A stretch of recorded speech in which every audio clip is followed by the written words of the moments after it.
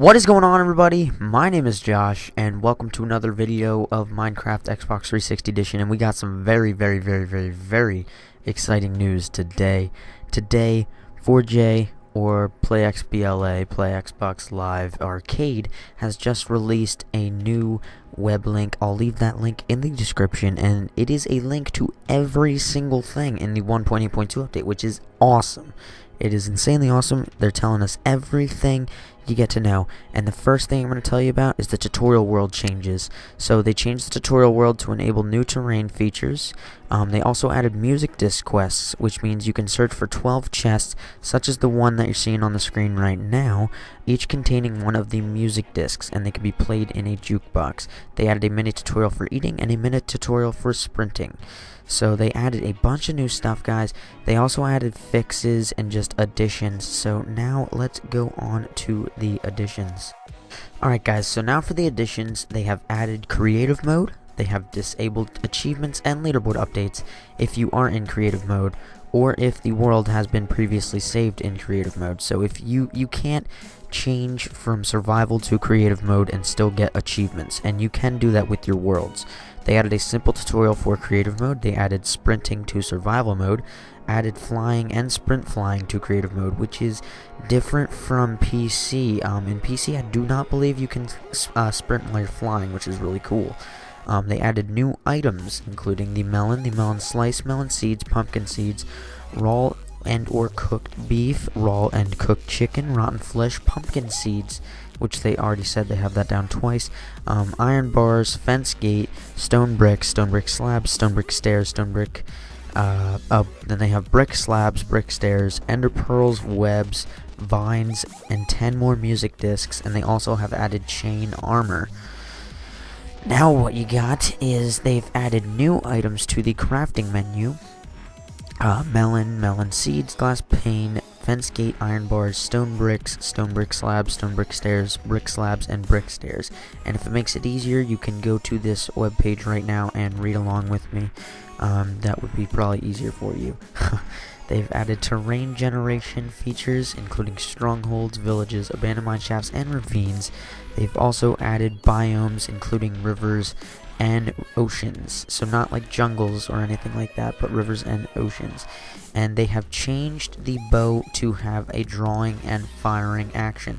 So if you're seeing me shoot the bow in this gameplay right now, instead of just shooting it like I just did there, you'll have a pullback feature, which is going to look something like this. So now they have a quick move to the dispenser, which means you can just tap Y and it'll go into into the dispenser.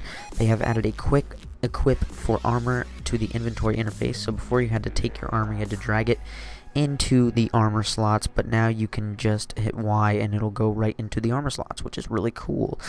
Now they have a quick move for ingredients and fuel in the furnace interface, so that is awesome. Easily quick move your stuff from your furnace or your dispenser or even your armor. It takes a lot of time off of, picking it up physically and moving it. Now you have they've brought forward the mining speed changes from 1.2.3, so it's going to change. The speed to mine is going to change. They have now brought forward apples from dropping from leaf blocks from 1.1, so you will get apples from dropping leaf blocks. You will now have pumpkins and melons grow from stems much faster and do not require farmland around the stem to grow. They fixed vines and stopped them from spreading too much. They added the food bar. They added stacking food items, so food isn't really going to take up that much space in your inventory. Now what you also have is they've added the eating animation, which is pretty obvious. They've also enabled crafting mushroom stew without a crafting table, so that's pretty weird. I guess you can just stack 2 mushrooms instead of them on top of each other, just have them stacked up as like 2 individual mushrooms. Now not 2 individual ones, but 2 on top of each other. I don't know how to explain that. It's stupid, but whatever. We'll move on. They've added blocking move with the sword, so you can now parry with your sword. So like if someone goes to hit you and you block with your sword, it'll take less damage. Now they've changed all the text descriptions for food to show how much they refill the food bar, which is helpful. They've also said that passive mobs will now flee when they are hit. The snout on pigs now protrude from their head. Skeletons now hold full-size bows. Animals no longer despawn, which makes it possible to capture them, and much, much more, which I will continue with a new gameplay backdrop. Okay guys, so still there's much more to go. Sorry about the lengthiness of this video, but there's a lot of stuff in this update and just too much time. It takes a lot of time to explain what all the stuff is, so sorry for the lengthiness of the video, but we're going to continue with zombies now drop rotten flesh instead of feathers, so that is awesome. You can actually eat the zombie flesh, and feathers are kind of useless in my opinion unless you make arrows a lot. They've updated some mob sounds, not too significant. Shears can now collect tall grass and the new vine, which is really cool. They've improved the sunrise and the sunset, and they have improved the rain edges. When you look up in rain, it doesn't look like you're about to get owned by something. User place leaf blocks no longer decay, so if you place a leaf down, it won't go away. It'll stay. So you can make like hedges and stuff like that. The cloud height has been raised to the top of the map, so clouds can no longer phase through blocks, and I'm so glad that that's happening, because in my Let's Play world, I live on top of a mountain, and the clouds are right there, and it's so annoying. So, yeah, if you want to go see that Let's Play, by the way, annotation is on the screen.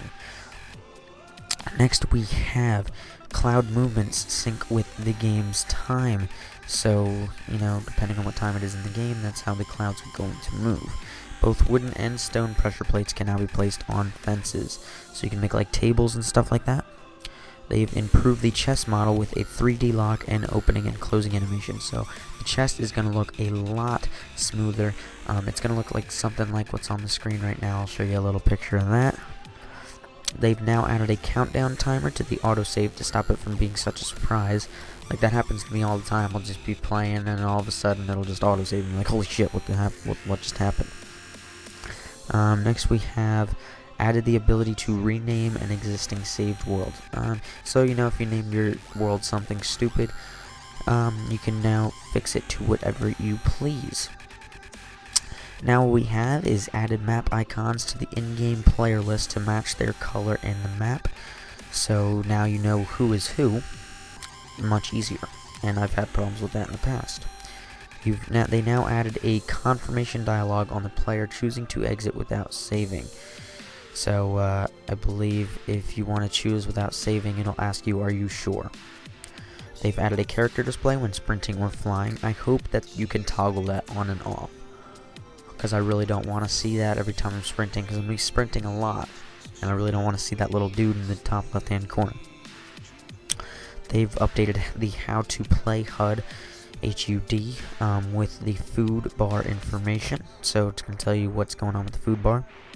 They've now added descriptions for creative mode and sprinting to the how to play menus. They've updated the download content menu with pictures of the DLC available, and they have removed Herobrine yet again, which is kind of strange. People must have been experiencing problems with that. But yet again, guys, I need to switch to a new gameplay. I hope you are still not asleep, because I know this can kind of be tedious, so stick with me. Alright guys, so now we have optional changes and additions. So what they changed in the options, I'm sorry, not optional, options, what they changed in the options. Clear that up.